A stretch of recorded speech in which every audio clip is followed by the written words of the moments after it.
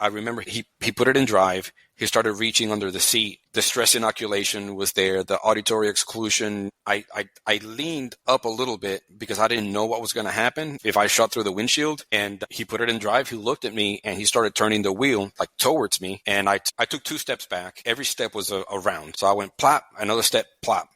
And I remember it does happen in slow motion.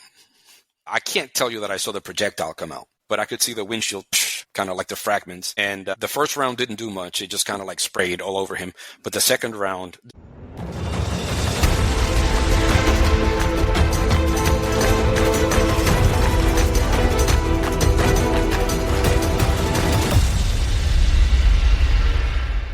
Hey, everybody. Welcome back to this week's episode of Game of Crimes with Murph in the Morning. I'm already tongue-tied.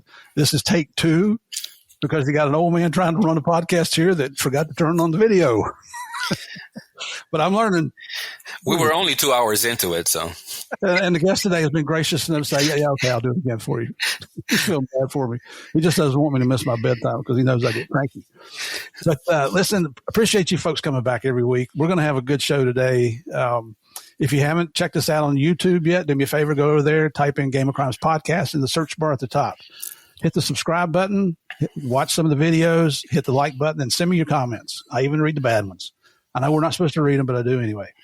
But our guest today is a veteran of the U.S. Navy, spent 4 years in the U.S. Navy, has spent, he says 26 years, I say 27 years as a law enforcement officer because I'm using West Virginia math here.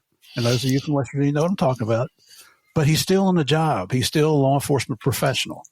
He's also an adjunct professor at a local college, and he's got his own podcast, Llamados a Servir, and that's the common spelling, and that means call to service, just for you redneck hillbillies like me, right? So, Rob Hernandez, welcome, brother, to the show. Welcome to Game of Crimes. Thank you, Steve. First of all, I'm very grateful and very humbled. I was telling, my co-host, Jose and Alex, I said, I think Steve's hitting rock bottom, man, because he asked me to be on the show. And I listen to his podcast, and I know the kind of people that come on his show, and I don't know why he asked. Brother, you know why you asked. Why I asked, because you've done some stuff here that we're going to talk about. All right. In fact, you mentioned a couple things before we hit the record button that I was not aware of or I had forgotten. It's probably more realistic what happened, but we definitely want to talk about those today. Absolutely. And Rob here is a cop right here in Central Florida. We'll talk about the agencies he's worked for and what he's doing now. But I mentioned to him about our small town police blotter, and he didn't hesitate. And I'm explaining to him that normally our guest will read a story from whatever state they're in. Well, Rob happens to be in Florida. So you guys are getting 2 Florida man stories today, or maybe a Florida man and a Florida woman story. I think that's the way it's going to go. But just to get our disclaimer out of the way, Rob, here, this is a show about crime. We talk about bad people. We talk about bad people doing bad things to good people. Now, we take the show very seriously, but we're never going to miss the opportunity to laugh at some of these idiots out here that do some of the most stupid crimes that you'll ever. And you got to wait till you read this one I got. That is, both of these are hilarious today. So, if you would, Rob, go ahead and read us your story there, brother. Absolutely, I even printed it out. Good man. Good man. All right. So, Volusia County, Florida, right down the street. A man was arrested in Florida for allegedly attempting to surf in his pickup truck on a closed beach. The Volusia County Sheriff's Office shared footage of a driver operating his truck in the ocean at New Smyrna Beach after having accessed the area without paying the proper tolls. Shame on the driver also drove around a closed gate and a sign reading, "Do not enter."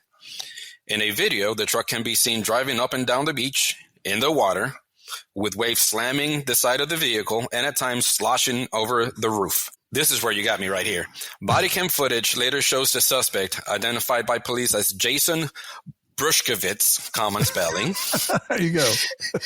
Offering an excuse to a deputy while seated on the beach. It's not my fault. The truck don't surf, he said to the deputy. Deputies then are seen placing Brushkovitz in custody. Fantastic, one of the deputies said. That'll make the Facebook page today. Brushkovitz was charged with failing to pay an access fee to bring his vehicle on the beach, according to the sheriff's office. County records show a man by the name of Jason Brushkovitz was also booked into a Volusia County jail on charges of possession of a controlled substance without a prescription and drug paraphernalia. And I want to say, first of all, I was not aware that I was going to have to do research for this episode because I had to Google how to say Brushkovich because there's just too many consonants living together. Well, and having a guy that second part that where he'd been arrested for the drugs and the paraphernalia, I'm sure there's not a lot of Brushkovich that gets arrested there over in Daytona Beach. Good grief. Yeah.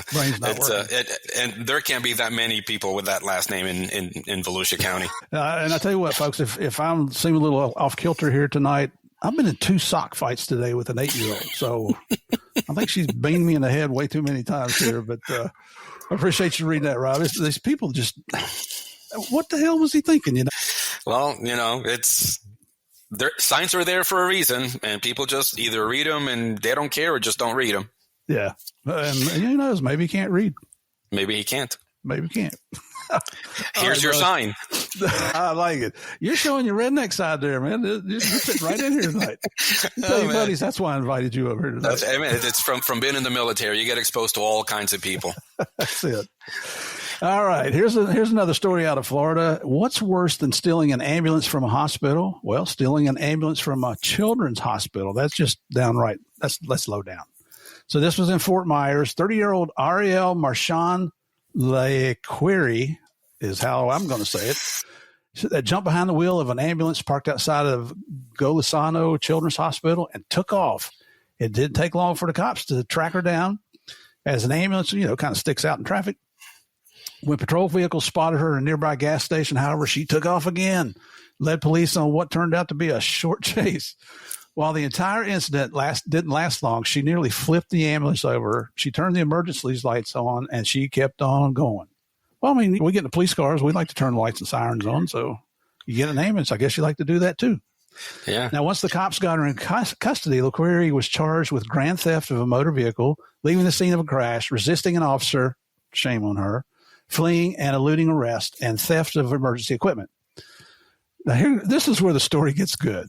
A quick Google search of LeQuery's name shows that she just might be a Florida woman, not Florida man, but Florida woman, Hall of Famer. In 2019, she made national headlines and caught charges for illegally possessing animals after she pulled a small alligator out of her yoga pants during a traffic stop. So, I had to look this one up, right? So here's what I found. A Florida woman who was arrested for pulling a small alligator out of her yoga pants during a traffic stop pleaded guilty to illegally possessing animals and was sentenced to probation. The woman, this was 25-year-old Ariel Marchand Lequery, was arrested, and this was May 2019, when she and a 22-year-old Michael Clemens were pulled over by Charlotte County cops after Clemens ran a stop sign. The pair told the officers they were collecting frogs and snakes, underneath an overpass, and gave the police permission to search the car and their bags. Cops discovered 41 turtles in a teenage mutant turtle bag and asked the query if she had anything else unusual on her. That's when she pulled out a foot-long gator out of her yoga pants and handed it to the office. Yoga pants are pretty tight. How did they not see the gator in the yoga pants? In today's society, we're not allowed to talk about stuff like that. But that's true. You can't assume. I mean, the old joke, is that a pistol in your pocket? Or are you just glad to see is that an alligator in your pocket? Or are you just glad to see me? Oh, man, that reminds me. We did a search warrant once, and we recovered a small alligator. So we called FWC, the Florida Wildlife Conservation Commission. And it's a small gator. And, the officer took it. And 4 or 5 days later, we ran into the FWC officer at the courthouse, and we asked him about the gator. And he's like, "Man, I lost that son of a gun in my truck for 5 days, and it just fell out of the back of the dashboard one day." You're kidding? He lost it inside his pickup truck. How do you lose an alligator?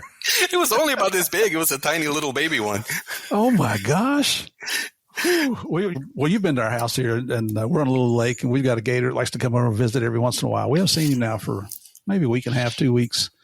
But last time he was here, he looks like he's probably 5 or 6 feet long. He's a pretty good size. And we've got there's a out in the middle of our lake, there's one of those fountains. It lights up at nighttime, and it wasn't working for a few weeks. And so that concrete ring around it, he was using that for something to lay on to sun himself in the daytime. He wasn't happy when they turned the fountain back on. But I'm just thinking the guys that came out to fix that fountain had to put their hands down in the water knowing that gator had been there. Nah, man, I don't trust lakes. I'd be finding me a new job. That's it. So as we usually do, I'd like to tell everybody how we met. And I think it was, Rob, you contacted me via email. And you and your two buddies were getting ready to start your own podcast. Correct. And you're doing it totally in Spanish, right? Correct. So what happened was I get my craziest ideas, Steve, when I'm in the shower. Like, okay, now let's don't go too far with this story. No. We'll keep it PG. But I'm taking a shower one night and I'm like, man, I want to do a podcast, but I want to do, because I've been listening to you guys since shortly before you started doing the podcast, and I like the concept. And I was like, well, I did some research, and there are tons of true crime podcasts in Spanish, but they're true crime. There was not a platform for LEOs, military, and first responders to tell their stories in Spanish. So that was the idea. I told my wife, who's just as nuts as I am. You met her briefly last night, and she said, "All right, go ahead." I said, "Well, but now I feel like I'm ripping him off." So I emailed you and I told you, I remember saying, "Hey, listen, I feel like I'm ripping you off. This is the idea that I have."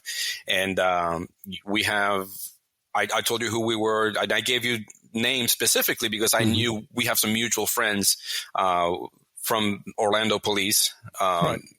And I threw the names out there so you could vet them out, and you were gracious enough to invite us to your home so we can talk about podcasts and look at equipment and stuff like that. And we did that. And God, we spent an hour and a half, 2 hours just chatting it up.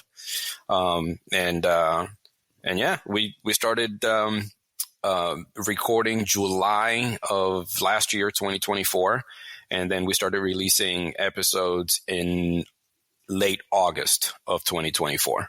Excellent. Let's see. I think you got. I just checked on you when I was putting my notes together. It looks like you got at least 42 episodes out there now already. Yes, that's pretty good. Yeah, I mean, a lot of those are like 2 1-hour sessions with the same guest.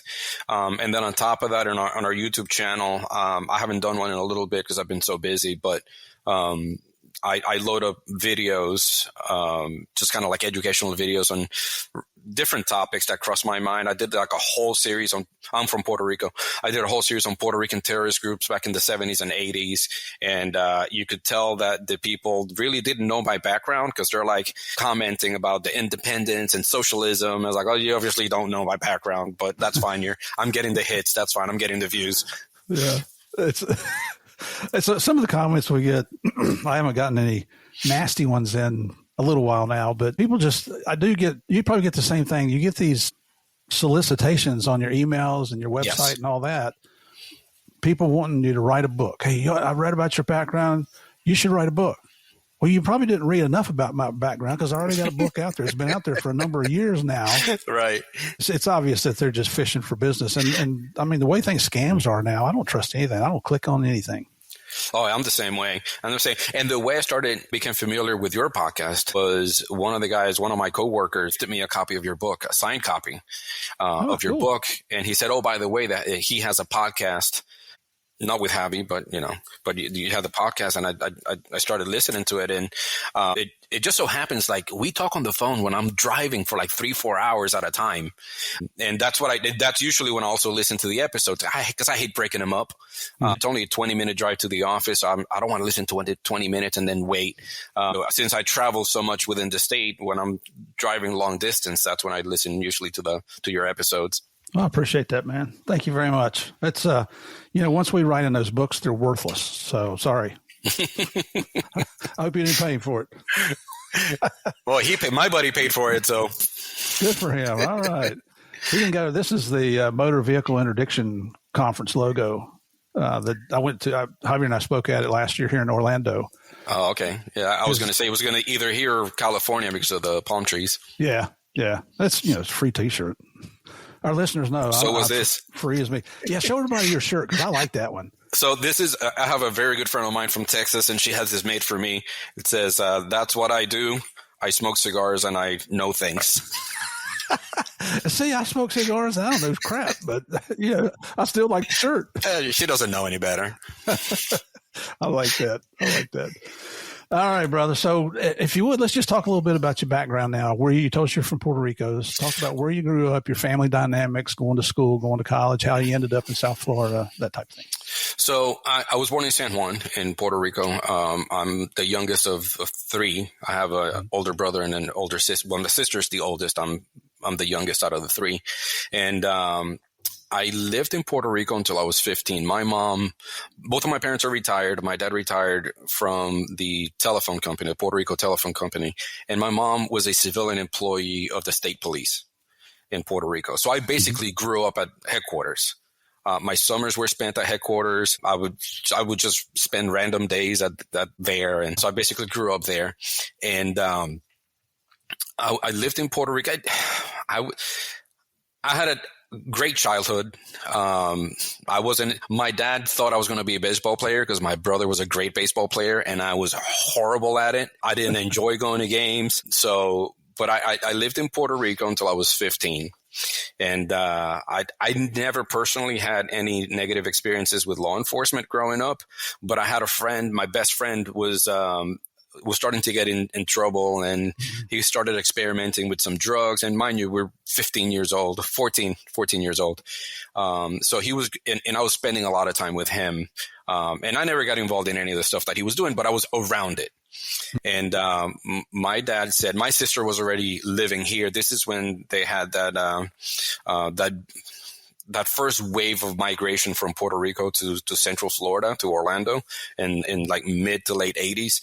And my dad gave me a few options. And one of them was either go to military school, or I've already talked to your sister and your brother-in-law, who, mind you, she's only 12 years older than me. So they're in their early 20s. My brother-in-law said, bring him. And that's how I ended up here in Orlando. So it's crazy because I always say that I have two sets of parents. I have no step parents, but I have two sets of parents. I have my parents, and then I have my sister and my brother-in-law, and they treat me just like one of their children. And nice. I treat them just like my parents, show them the same respect. We have an old custom in Puerto Rico where every time you either walk in the house or you're walking out, you always ask for a blessing. But you only do that with your parents, grandparents, aunts, and uncles. Well, I do that with my sister and my brother-in-law. And it's nice. Bendición. You walk in and you say bendición, and they give you the blessing, Dios te bendiga. So I still do that with my sister and my brother-in-law. And I'm gray. I'm an old man now. So I show them the same respect as I do my parents. And that was another great upbringing, different from my parents. On my brother's side, my brother-in-law side of the family, it was more strict. And that's where I learned to see like a tough guy being very loving to his children. Mind you, he was a pastor. But a tough guy. And that's how I learned. My dad is very old school. He loves us very much, but they don't, old people don't show emotion, especially old men. In my culture, especially, they don't share that much emotion with their children. This was the complete opposite. I knew this guy was a badass. My brother-in-law. I knew that, but he was also very loving to all of us, which altogether was four of us. Is me, my two nieces, and my little nephew. So that's how I learned to be like an affectionate man with my children. So I had great upbringings on both sides. Did your mom and dad ever move to the U.S.? No, my parents have never lived in the States. My dad is not built for this. Let me tell you, the traffic around here, it's horrible. No, my dad, he could spend a week or two here, but he will never leave Puerto Rico. Yeah.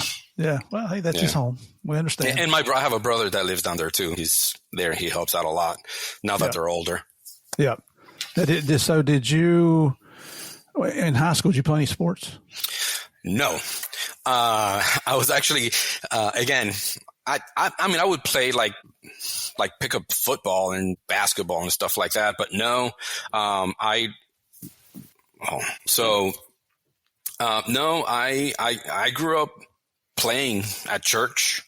And I would, I would play like pickup games and stuff. So I played drums at church growing up. And to this day, I still play at my church. And, other than that, I never skipped school. I never missed school, but I wasn't into the school thing. Great naps in school, especially in high school. Excellent naps. But no, never really played any. I played Little League when I was a kid, but I was horrible at it. And especially living in the shadow of my brother, because my brother was like the star of the league where we played at growing up. Did he do anything with his baseball career? He played down there they call it Mickey Mantle, which is just before Double-A.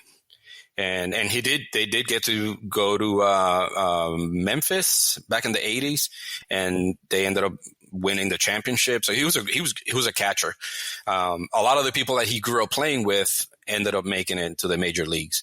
Wow. But no, he stopped playing like at 17. Yeah. Well, so when you came out of high school, did you plan to go to college, or what was your next step? So the plan was, I'm going to graduate.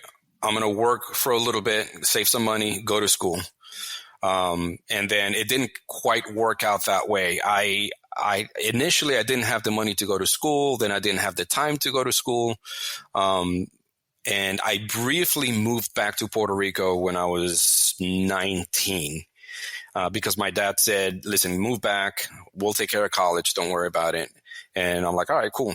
So I moved back, and I used to go to lunch with my mom at police headquarters. And one day I'm driving towards the police headquarters, and a shootout just happens right in front of me at an intersection. I'll never forget. I see like this white Mitsubishi Montero coming like the wrong way in front. I'm the first car at the light. It made the left. Coincidentally, it made a left at my grandmother's street. And there's a van coming right behind it, and like 5 freaking cops just jump out and they start shooting it out.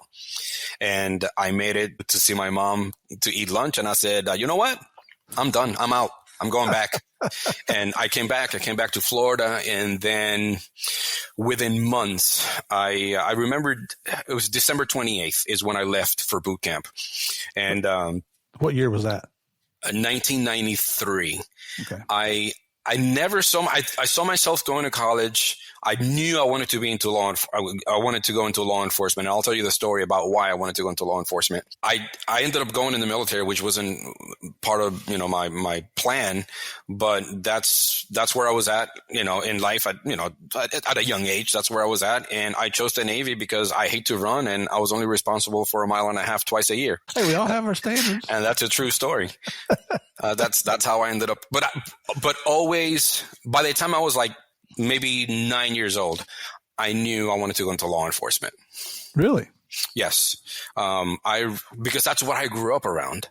And my mom's bosses, they had drivers, which were like kind of bodyguards. And the day that I knew I wanted to be a cop, I don't know, maybe 9, 10 years old. We're latchkey kids back when you could do that. I'm walking into my parents' house, and I see somebody's ass crawling out one of the windows. Well, obviously they had just burglarized the house. So I called my mom. Next thing you know, there's like a whole precinct at my house, and there's dust everywhere because of the crime scene and all of that. I don't know why I know they took a pack of gum from my bedroom. I know that much. That's a felony. Exactly. So my mom says, don't move. I'm sending my boss's driver, he was assigned to the intelligence unit. I'm going to send my boss's driver. He's going to pick you up and bring you to me. And he showed up. He picked me up, and I got in the car, and it was a Ford LTD. And I'm sitting there, and I'm going, this is great. This is what I want to do. And that's, since then, that I knew that's what I wanted to be. I wanted to be in law enforcement. I can relate to that. I had my first run with the cops, not in a good way like you did, but we were trying to break in the house in the middle of the night, 10 years old. Oh my 10 God. or 11. Yeah, see, about the same age. Yep. And the cops, they knew what was going on. They were camping out. And I know our regular listeners have heard this story 100 times. I'm sorry to keep telling it, but they came over, and if they figured out what we were doing, they're like, boys, you got a decision to make. You can either go with us go to jail for the rest of your lives, or we can take you home to your parents. And we all looked at each other and said, take us to jail. Because none of us wanted to go home and face mom and dad, especially my dad. Oh yeah. Yeah. But I think it was I don't know, the professionalism or the way the guys looked. They had nice uniforms on and they had spit shine shoes and just carried themselves professionally. And I guess that's where the bug came from for me. It's similar to you. Yeah. It's just ever since I can remember this is what I wanted. And going in the military was kind of like, because back then you either needed, here in Central Florida, you needed either a degree or you needed military. So I'm like, well, I could do the military thing and then I can use my GI Bill to get my degree, which Smart. That didn't happen until later. Yeah. Like the whole degree thing didn't happen until much later. It happened. I was in my 30s already, married, 2 kids, full-time, working full-time in a specialized unit and going to school at the same time. But I did it. Yeah. So in the Navy, did you pick what you wanted to do, or they picked it for you? No, I picked. I went into communications. I was what was called at one time radioman.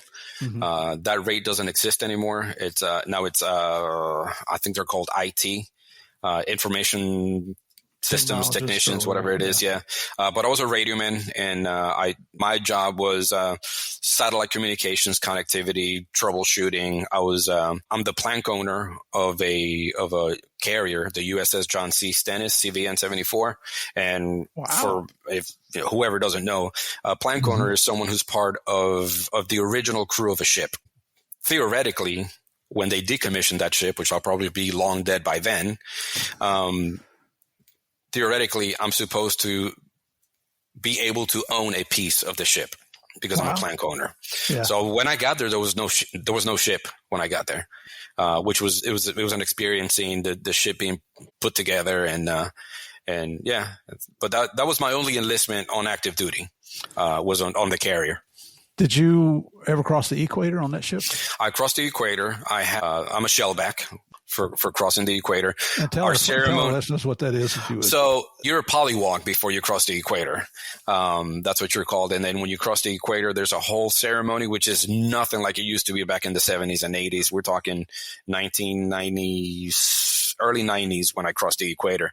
But they dress you all up and you have to wear like this silly clothing and stuff. You can't walk on your 2 feet. You have to crawl everywhere you go. You have a shellback that basically just walks you like you would walk your dog all day long. And then they do a whole ceremony, and by the end of the ceremony, you're like filthy. Your knees are all like raw and sore because you've been, crawling everywhere. But then when you cross the equator, you come out, you have to go through, kind of like this tub to kind of like get all the crap off of you. And then when you come out the other side, now you're a shellback because you crossed the equator. Yeah. And the reason I asked that, my uncle was in the Navy. He told me about his to-dos, and that was probably in the 50s or 60s. Oh, yes, totally different.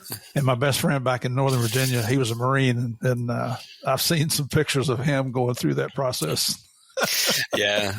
So we did some cool things in the Navy. I got that. I can't say that I have the Order of Magellan, which is circumnavigating the globe, but I came pretty close to getting the Order of Magellan because we went from Norfolk, Virginia to San Diego the long way.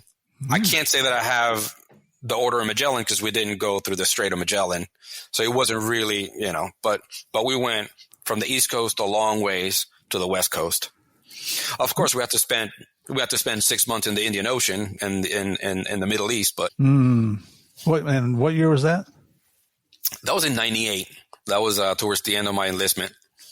So what was the hot spot over there during that time? We were still in Iraq. We had missions being flown. We had SEALs on board that would disappear for days at a time, and then they would pop up again. We're flying sorties and the aircrafts are flying, but so because technically we were still at war with Iraq. Yeah. Wow. Yeah. When your time was up, did you ever think about reenlisting? So the plan, I got married to my first wife 1 year before I was supposed to get out of the Navy. And my plan was to go overseas. I volunteered for Panama, Rhoda, Spain, London. I volunteered for everything. And two things happened. One was they said I had just made E5, and they said, well, you're a second-class petty officer now. You need to go recruiting. I'm like, oof, where? And they're like, in Alabama. I'm like, nah, not happening. And the thing that really made me get out was just before we pulled in, the George Washington was leaving to go back to the Middle East, and they were short of radiomen. And they said, hey, we may have to cross-deck you and send you back. And that's another 6 months. And I said, let me tell you what. All right, I'm done with this Navy thing. Mm-hmm. When we pull into San Diego, I need a cab and I need airfare, and I'm out. And that's what I did. I spent my last month on active duty. I was on leave. I left so quick. I didn't take any of the normal classes you're supposed to take before you get out to kind of get you ready for civilian life. I had no resume. I just left. I just left. And you come back to Orlando? And I came back to Orlando. Yes, I came back to Orlando. We were stationed in Virginia, so I had moved. My wife at the time moved her here because this is where I wanted to go back to. This is home. And so so I came back, and that's when I applied for the sheriff's office.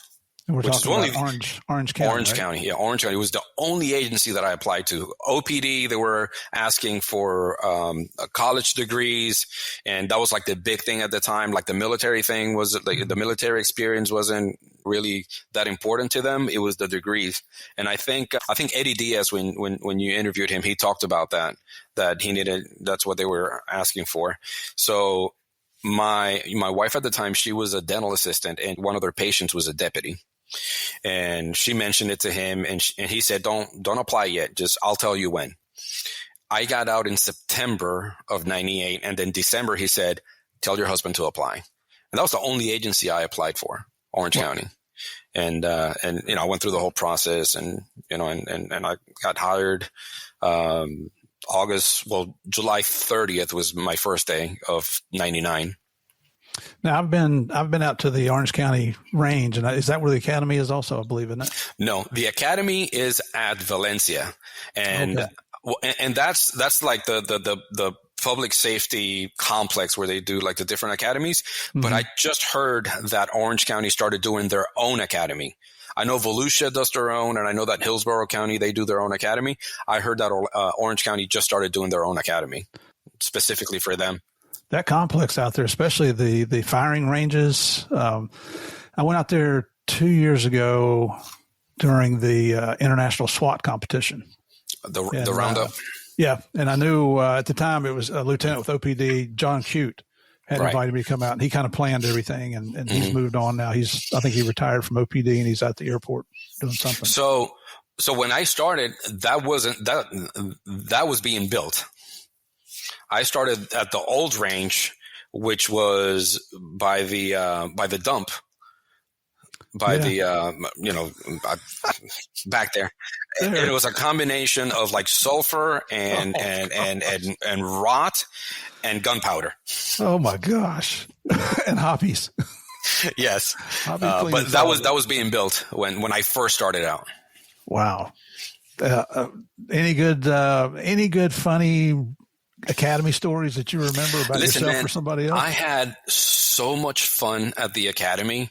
Like I can't remember specific things, but I will tell you that the entire time we had like this core group of guys that kind of headed off. Most of us were like military. We had a lot of prior military in my academy class. We had 40 people in my academy class, 39 graduated. And all I can remember about the academy is that we would quote the movie Coming to America constantly. Like random things would happen, and we would just like quote lines from Coming to America. But it was so much fun, man. The academy was just, it was probably the most fun I've had, like doing this. How many sworn officers? I'm looking. I just looked it up. It looks like they got 4,000 employees, but how many sworn officers does the SO have? Then they had about 1,500 sworn, so they should be they should be probably a little bit higher than that now, I would assume. Yeah. I mean, I'm 17 years removed from the sheriff's office now. When you came out of the Navy, and that was 98, you went into the reserves though after that, right? After that, I went into the reserves, yeah, and they didn't have. I didn't want to do the same thing I was doing on active duty, so I was a boatswain's mate, but I was assigned to a master at arms unit, a cop unit.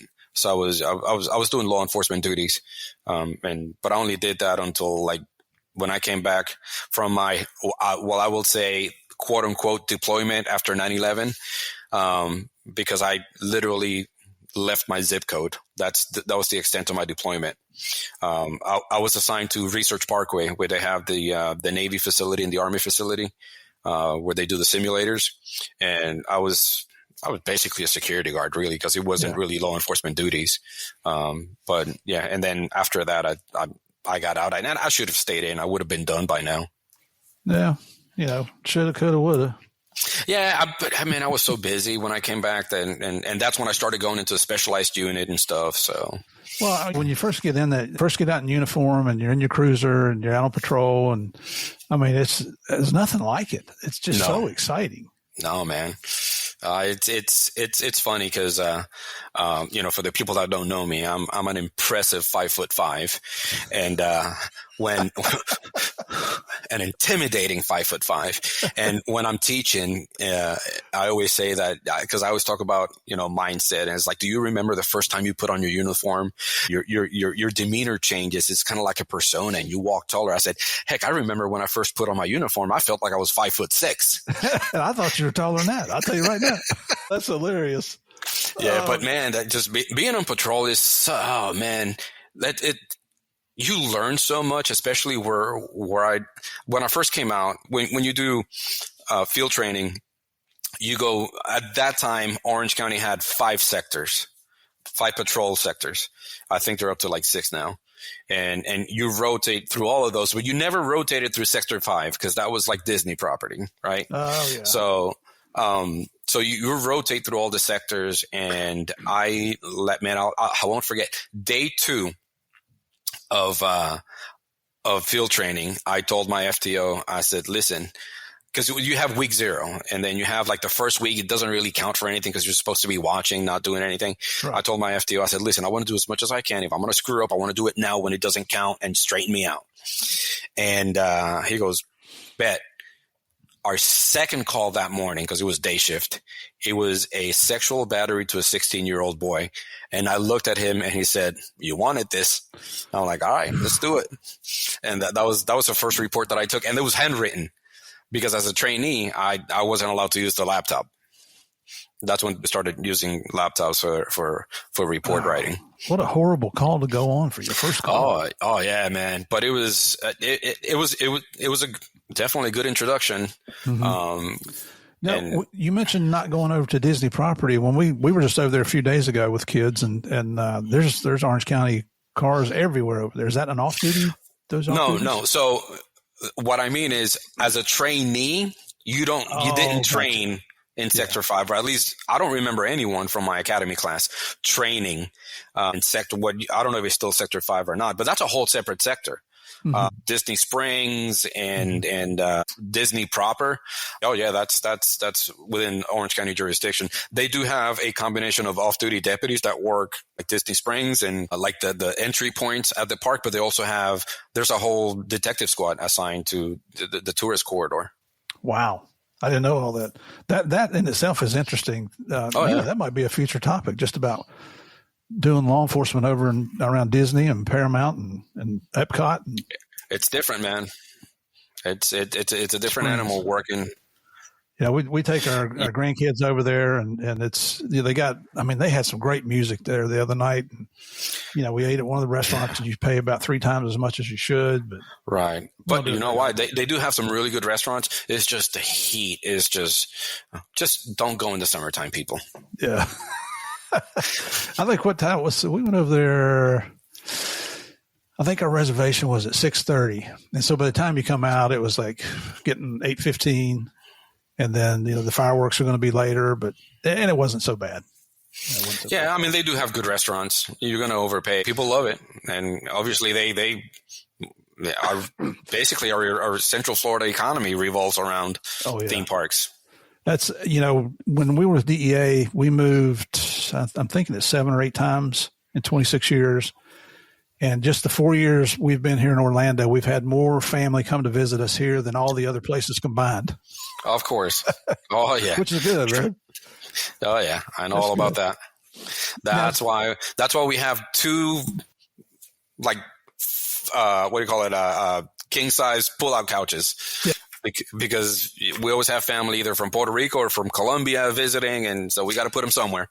Yeah, and for you listeners, his wife's from Colombia. I talked to her last night. She's from Bogota. So yeah, she is. And those that me, I've got one daughter from Bogota and one from Medellin. So I always like to talk to people from Colombia. They speak really good Spanish. Even I can understand it. You Puerto Ricans, speak better than I do. I can't keep up with you guys. Brother, let me tell you, my wife and I supposedly speak the same language, and half the times I don't know what she's saying. Because she calls things one thing, and I call it something else. So it's confusion constantly in this house.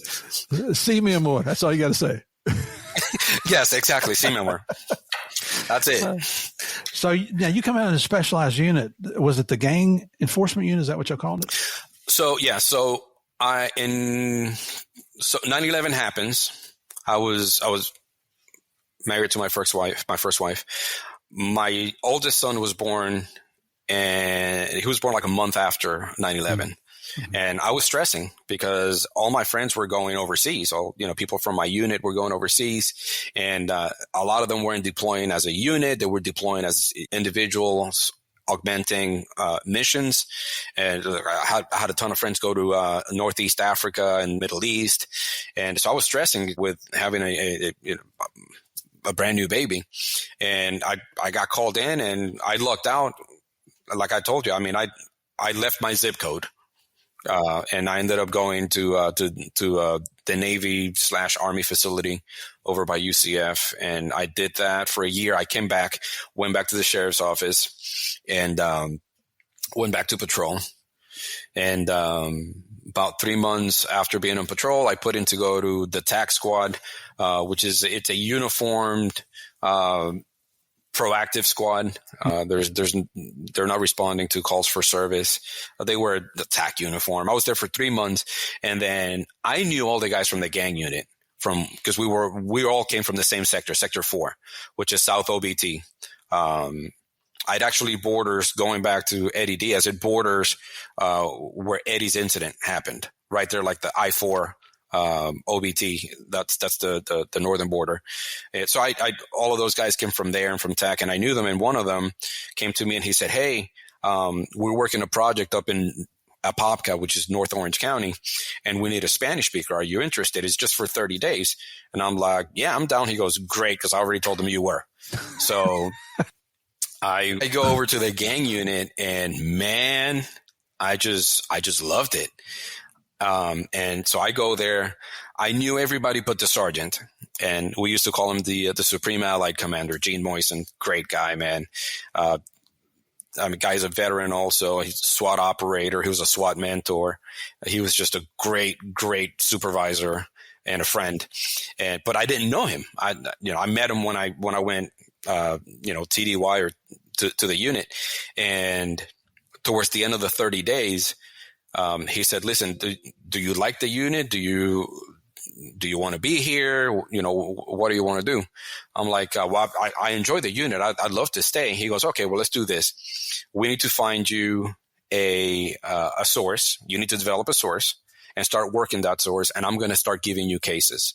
Now, I'm not officially a gang agent. I haven't been to like the, basic gang identification training, none of that. And so I started doing that. And the good thing is, per policy, we could work anything as long as there was a gang nexus, with the exception of sex bat and homicides. But if there was a gang nexus, we would, kind of work it with them. So I started working just little dope cases, just street level stuff. And that would have been July. And then they extended me to August, and then they extended me and extended me and extended me. And towards the end of the year in December, the captain walks in and he goes, Gang 16. I'm like, what's that? He's like, Merry Christmas. That's your call sign. We're admin you over to the gang unit. So I stayed in the gang unit. I spent 5 years in the gang unit. And man, it was such a learning experience because it was basically like being in a general crimes unit, because we worked anything. I mean, we were doing everything from persons cases to attempted homicides. We were working RICOs. We were doing T3s, Title III wiretaps. So like all around, it was such a learning experience. Who were the when you and I were talking before, and I had taken some notes, and you were talking about the gangs here. Who are the main gangs in Orlando? I don't even know. Well, there's a lot more than you name it, we have it. I'll tell you that right now. Is the Tren de Aragua here? Yes. MS-13? Yes. Barrio 18? Let me go back. When I was in the gang unit, technically, we did not have any documented MS-13 in Orange County when I was in the gang unit, because it was different times. Every time we came across an MS-13 gang member, they happened to be here illegally, and it was all a matter of just making a phone call, and they would scoop them up. So we didn't have any documented MS-13, because every time we came across one, they were gone. But Sureños, Crips, Bloods, outlaw motorcycle gangs, we have a ton of them here. Which motorcycle gangs are here? So we have, this is an outlaw state. Okay. The predominant gang, motorcycle gang in Florida is the Outlaws. But we know that the Mongols are making a big, big push. And then we have the Warlocks, which is homegrown. The Warlocks were started here in Gotha in the 70s. It was Navy veterans that started the Warlocks. Their mother chapter is not here anymore, but the Warlocks actually started here in Orlando. And then we have other smaller groups and support groups. I mean, other than going to Daytona during Bike Week, I've not seen any bikers riding around here showing colors. Oh yeah, man! I see them on I-4. I see them on Highway 50, down on 520, because one of the clubhouses is in Cocoa. Yeah.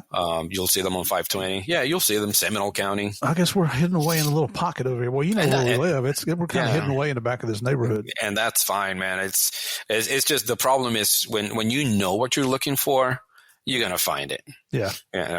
But we have, you name a gang, we have it here and not just in Central Florida, but in the state altogether. You were mentioning earlier, and I wanted to ask you, well, first of all, did you do any undercover work when you worked in the gang?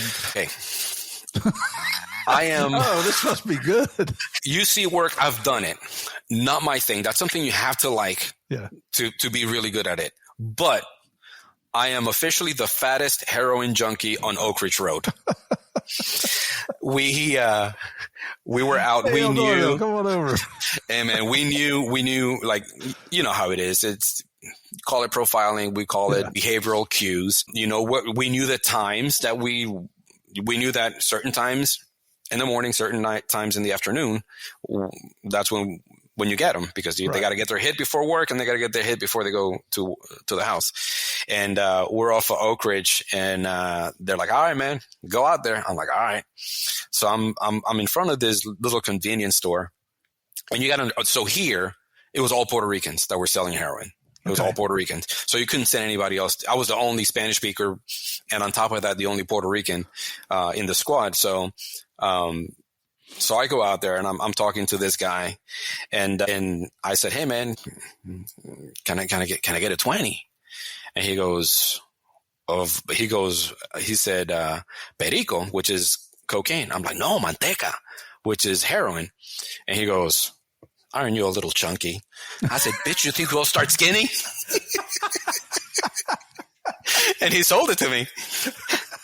Idiot. Yeah. And then, from there, we developed PC for an apartment, and that was my first search warrant that I ever wrote. And I still have the door handle, the doorknob.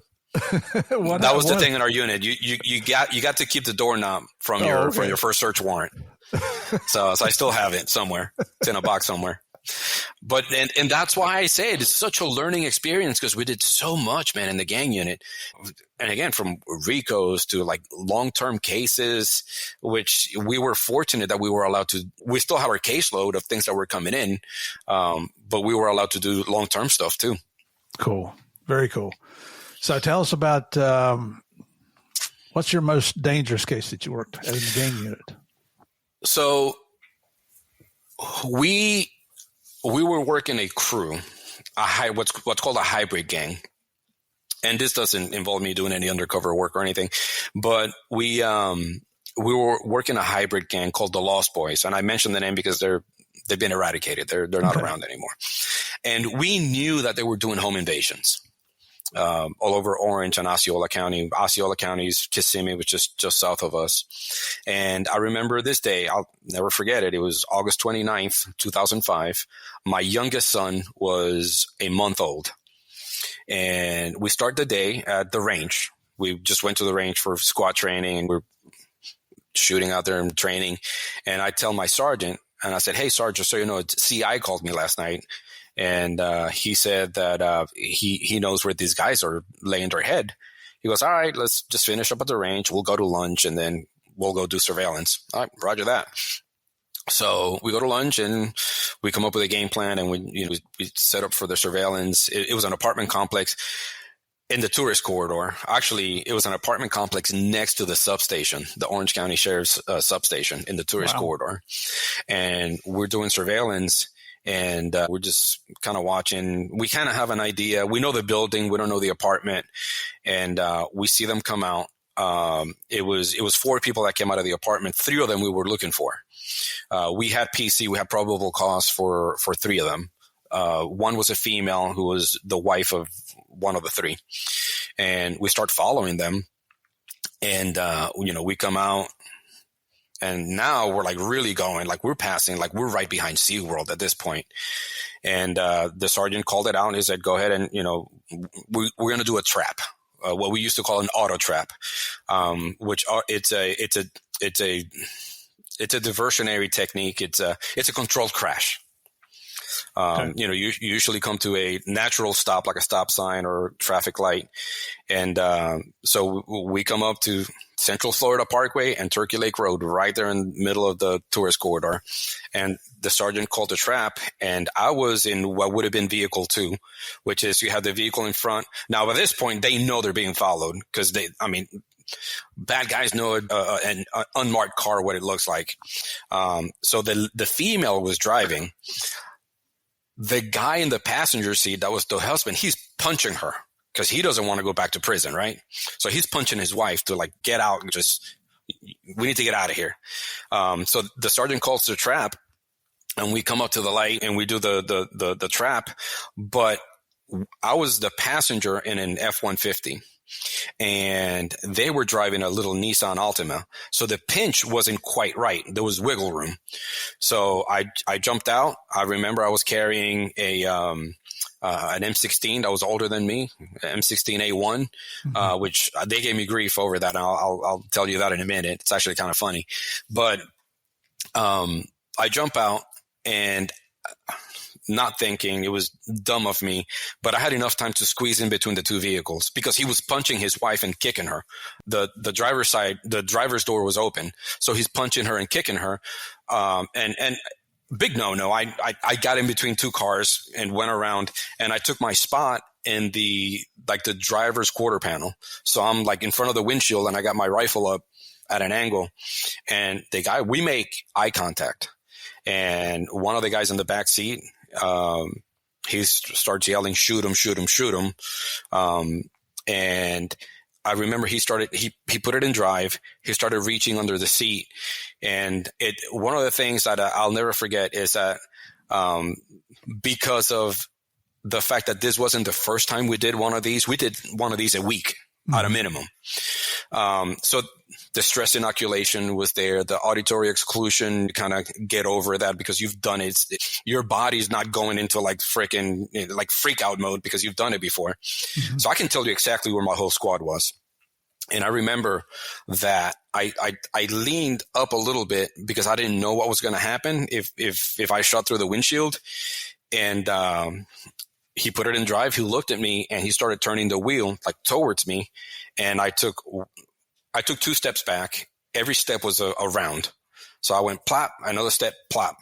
And I remember it does happen in slow motion. I can't tell you that I saw the projectile come out, but I could see the windshield, the kind of like the fragments. And the first round didn't do much. It just kind of like sprayed all over him. But the second round destroyed him. And my buddy Kevin was standing next to me, which he was a freaking shit magnet. Every time we got in the car together, stuff happened. Case in point, this is happening. Yeah. And I remember firing the 2 rounds, and I put my rifle down, and I looked at Kevin, and I said, "Kevin, I just killed a guy." And he goes, "It's all right. It's all right." So they put me in the car, and I'll never forget the first unit that showed up was Sheriff Kevin Barry in his expedition. It just so happened that he had a civilian rider with him, and it was like the Dukes of Hazzard over the median. He's like in the big expedition, and just right over the median, and he shows up and he's like, "Hey, big, you okay?" And I'm like, "Yeah, Sheriff, I'm good." So that happened. And that has to be with the exception of the other thing that we'll talk about later, hopefully, when I thought something was going to happen out of state. Mm-hmm. But I had a hard time with that incident, and I'll tell you why. That happened, and I literally I never went through like CIMT, critical incident management. I never went through it. We did later over something else that happened that was devastating to the squad. My debrief, my critical incident debrief, we went to my buddy's house. We had 2 beers, and I came home to an empty house because my wife was at a wedding out of state with the kids. And I slept like nothing happened.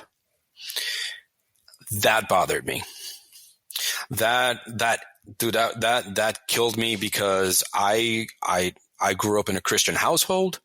I grew up in church.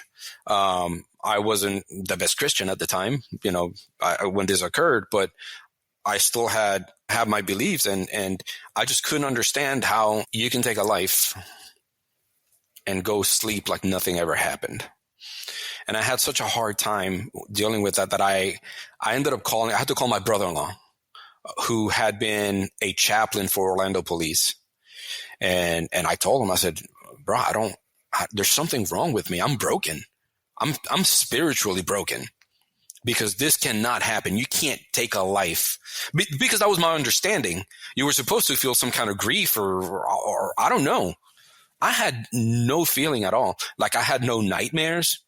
I wouldn't wake up in the middle of the night. I would have dreams, but it was a recreation of events. It wasn't a nightmare. And that bothered me so much, man, that I thought I was spiritually broken. And I learned a few things later on. I read a book called On Combat. I don't know if you've ever heard of it. Lieutenant Colonel Dave Grossman. I know him. Yeah. So one of his books, On Combat, talks about that. And it made sense, the fact that I was able to deal with it. And then from reading the book, I remembered 2 other incidents where I was in a similar situation. I didn't take the shot for very specific reasons. One of them I could have missed and hit a kid that was standing behind. And I couldn't sleep for 2 weeks on either one of those incidents. But I wish I would have known that at the time, because I went through all this freaking, my God, I'm going to hell. I'm supposed to be feeling something. And you know what? The book was so helpful that when my nephew became an LEO here locally, I gave him, actually, no, when he went in the Coast Guard, that's when I gave him the book. And he's an LEO here with one of the municipalities also. But that was, I would say, probably the most dangerous also, because, I mean, he was reaching for a gun. He was, just because he didn't want to go back to prison. I think this is an old man talking to you, an old has been. All the shootings I've been involved with, I never felt bad about any of them because I felt like I did the right thing. And I think that's what you did. But we were trained. My father was a minister growing up, so we used to joke around. If the door was open on the church, we were inside. It's a very strong Christian upbringing. But in the Bible, in Matthew, it says, "Blessed are the peacemakers, because they'll be called the children of God." I think that this is me getting on my little spiritual platform for a second here, and I'm not qualified to do this at all. This is just my opinion, but God gives us all gifts. God realizes we're evil people in this world who will take advantage of anybody and everybody they can. They don't respect authority. They don't respect anybody else except themselves. It's all self-centered, all about me, all about my ego, my greed, my personal power. And so that's why I think that certain people like us have these capabilities to face down enemies like that, right? To face down the anarchy and the chaos that's going out there and do the job that has to be done. Mm-hmm. When we signed on, we didn't sign on saying, man, I hope I get to kill somebody in my career. Right. Absolutely. I was a cop for 38 years and I hear stories about cops who never pulled their gun in a 25-year career. And I'm thinking, did you ever leave the office then? Because, mm-hmm. I'm not proud of the shootings I was in, but I always felt like I did my job. The only time I ever had dreams about a shooting is when my partner got hit, and I didn't. And our informant was killed in Miami. We were in a shootout in 1989. And they weren't nightmares, just like you. It was recreation of the events. Correct. And I think a lot of that had to do afterwards because I didn't go to counseling. I thought I was mm-hmm. a tough guy back then. And here's the funny thing, Rob, is I retired in June of 2013. And after I retired, I never had those dreams again. And Kevin and I, really? he lives down in Sarasota. We still stay in contact. His arm's still screwed up. He got hit twice with 45 caliber slugs at very, mm-hmm. very close range. Like 3 feet.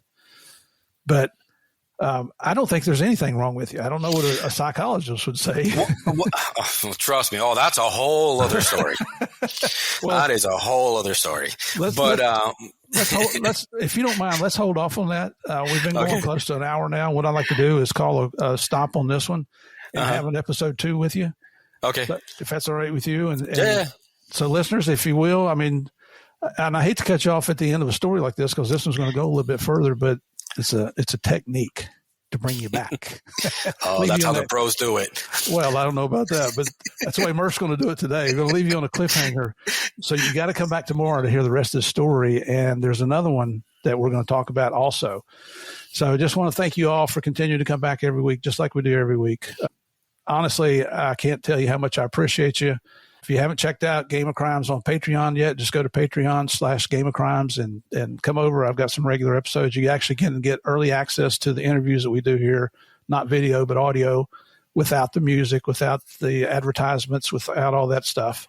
And there's some special things we do every month. We do a Q&A. We do Case of the Month. I've got one section where it's about stupid criminals. You can't make this crap up. And it's just, we have a good time. So come over, check that out. That's Patreon/Game of Crimes. Until tomorrow, thank you very much for joining us. God bless. We'll see you then.